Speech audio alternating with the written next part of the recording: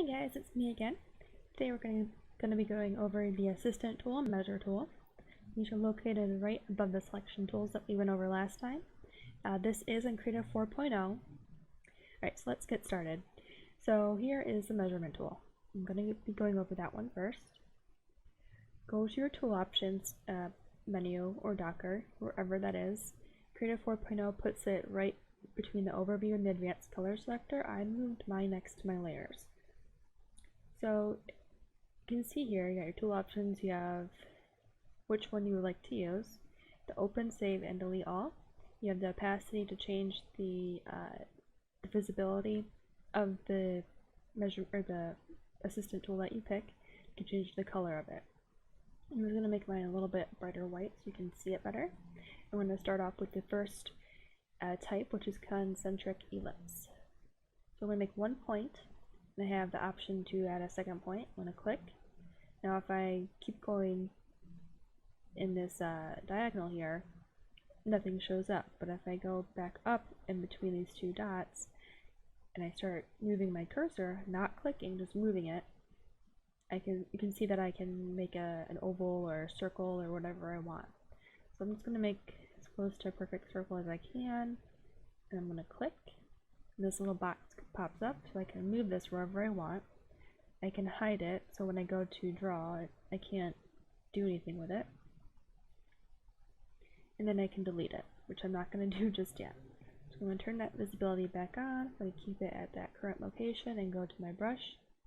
And holy smokes, you can see now I have a second circle or shape matching the one that I made originally with those points.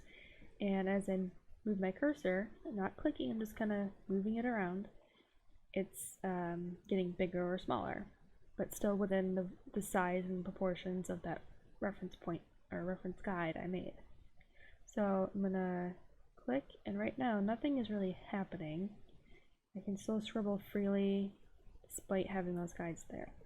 I'm gonna hit Control Z to undo that, and I'm gonna go over to my tool options and hit Snap to Assistance, and a different menu pops up.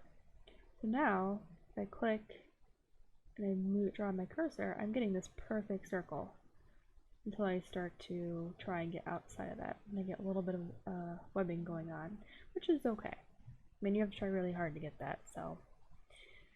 Now I can make a smaller one by changing I changed my cursor size and just moved my mouse towards that center point. And I can just keep going, which is pretty neat. And the cool thing about this is I can take another color, make my mouse smaller, try and center that, and I'm getting lines and then lines without really worrying too much about making it perfect, which is really nice. I mean, it's still a little bit off-center, but you get the idea. So what is going on is it's snapping to the assistant, and the assistant is the sphere that's moving. Let me undo this so you can see it. The one that I place is just telling the assistant, like, hey, I want this general shape happening, coming from the center of origin, so when I move my cursor outwards or inwards, it's relative to that size and position. Now the snap single is if I have more than one assistant tool on my screen. I only have one, so turning this off and on isn't really going to do anything for me until later on when I put a second assistant tool down. Magnetism is going to control how strong this is going to be attracted to. So as you can see, I can still move around this point, but I'm getting a little bit of pushback from this guide that I still can't completely draw freely. And this could be useful if you want to make some wavy lines. That's not very wavy. Let's try this. It's not perfect, but you could theoretically make wavy lines within the same line, which is still pretty neat. You can put that back up to 1,000. That one. And then leave it as is. I'm going to go back to my assistant tools. I'm going to hit the delete button. However, if you have more than one tool on there, you can hit delete all. I'm going to go back down to the ellipse, which is the same thing. Well, it looks like the same thing. Hit P for brush. Move this back up. Now the only difference is I don't have that second sphere that I can drag or move outside of this reference point or move in. So I'm only getting one sphere. I'm not getting multiple. I can't go closer to the center of this sphere or oval. It's only on the outer edges. I can't draw in the center line, nothing. But I can still get that webbing if I try hard enough. So I'm going to delete that. I'm going to go to Fisheye by point, or Fisheye point. Go to our layer. Alright, Fisheye is similar to the ellipse tools, except we don't get that center line going through the middle, and we get two outer lines just to show us how this is going to angle out. And hit the B. So just like those that first tool we went over, the oh my gosh, I forgot the Concentric Ellipse, I think it was called. Whenever we move our cursor, that later line moves with it. So let me make this better. So as you can see, I can make perfectly shaped ovals here. Or if, you know, whoops, you can do outside too. I wasn't trying to do that, but let me zoom out so I can get better control here. So you know those really big world maps, you can basically make something like that now. And then if you want, go back to your measuring tool, you can add a second point. Let's add the ruler, which is just simply a straight point. It's add that there, go back to brush. So right now it's on snap to single, so it's kind of getting confused as to which one it's supposed to snap to. I'm going to take that off. So this is giving me some crazy stuff now. Now it's trying to match this curve, but every time I go near that second line, it's jerking out. I'm a little confused. But you can see that you can mess with all the different measurement or the assistant tools and make different lines. I'm just going to delete that one. Uh-oh, wrong one. Well, oh well. Too late now. Alright, so we did the fisheye point, an infinite ruler. Delete that. Am I on the right tool? Nope.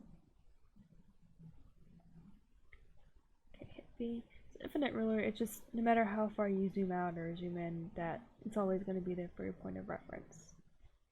Let's turn that back on. So it'll always be along this line.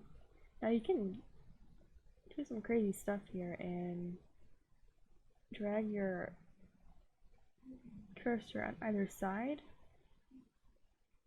no matter what angle it's being dragged on, and it kind of just stops at that line there, which is pretty neat. So you can make some crazy speed lines if you want to, or some weird pattern. Just keep in mind that once it hits that line, if you're not careful, it'll start dragging that cursor down it or up it. So they're like that. You can see the cursor. Let me do a different color. There you go. You can see that better.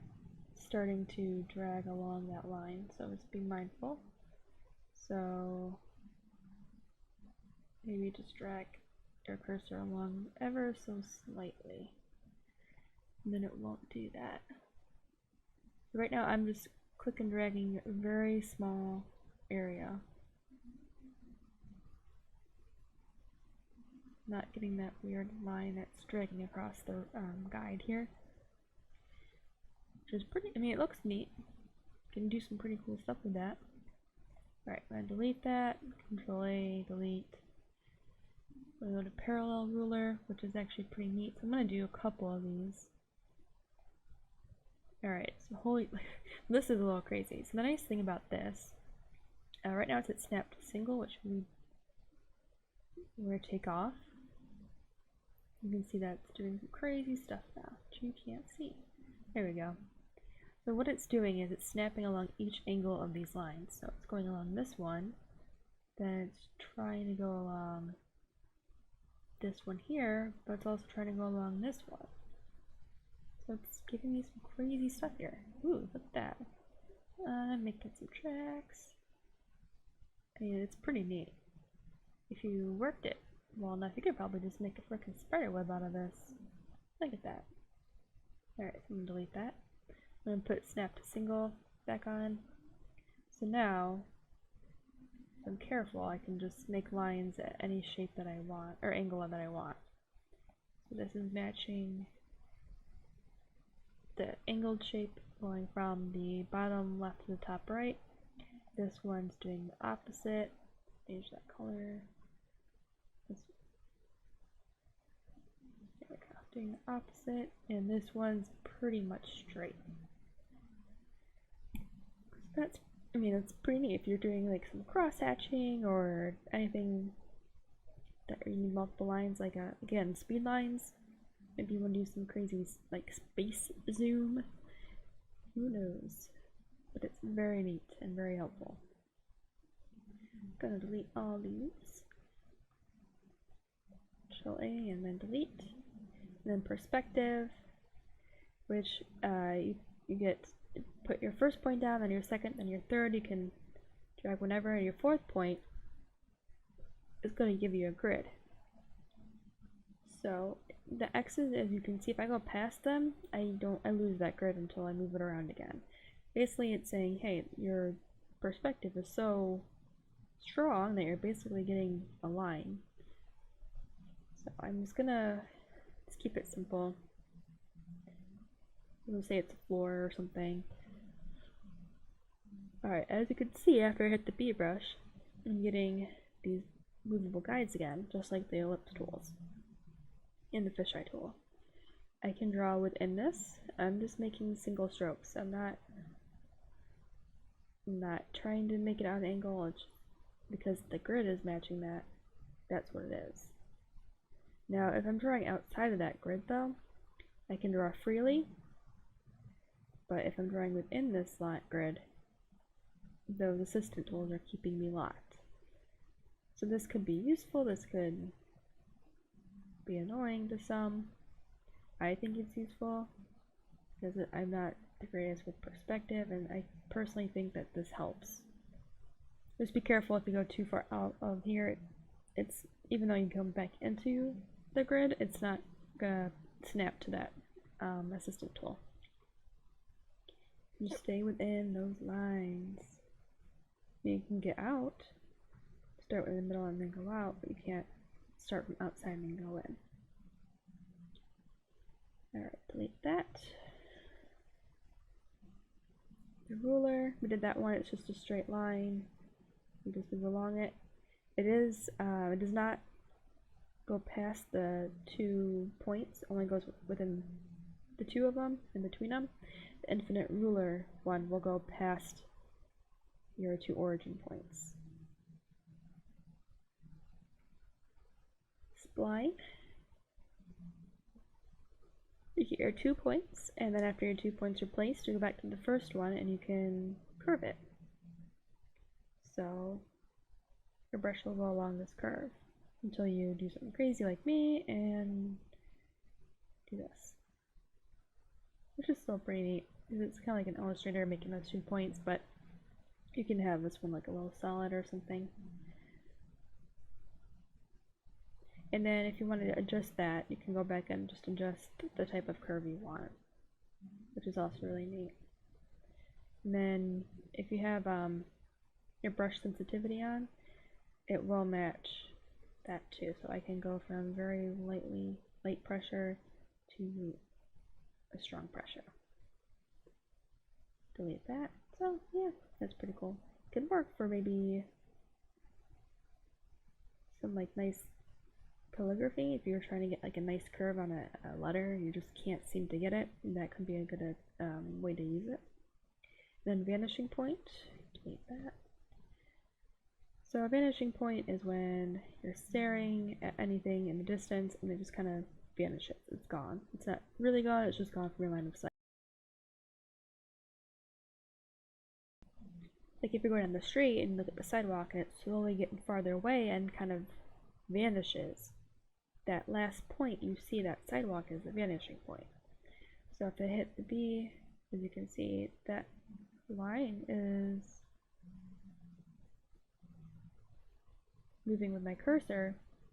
Okay, I want to start my point here.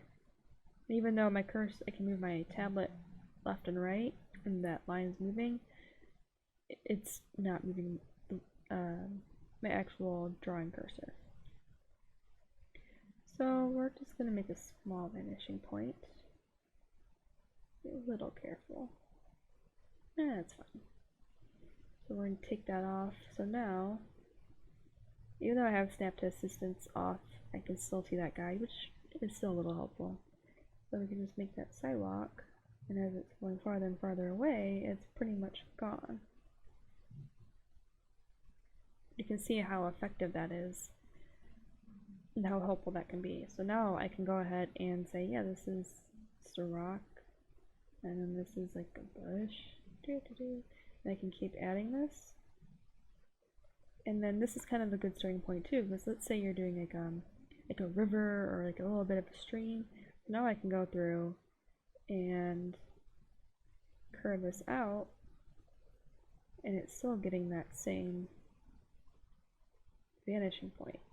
It's not perfect, but let's say it's a river, not a very good river, but it's there, and it's vanishing.